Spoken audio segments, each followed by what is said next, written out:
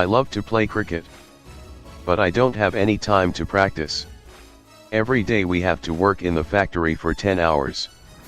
At times when the electricity goes off for an hour, we get to have some time to play.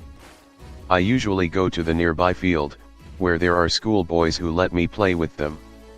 I play until the power comes back on. Other children who work with me in the factory like to rest during this break from work, but not me. My factory owner was very disturbed because of my passion for cricket. I always told him, when I grow up I will play cricket. He laughed at me by saying I am too little to dream so big.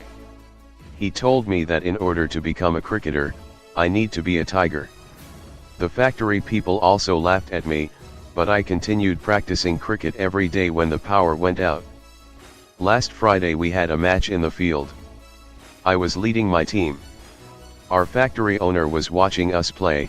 Surprisingly he was cheering me when I was running, and he was repeatedly telling me, "That's a tiger boy."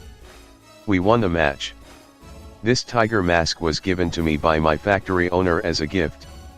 This is my life's first toy.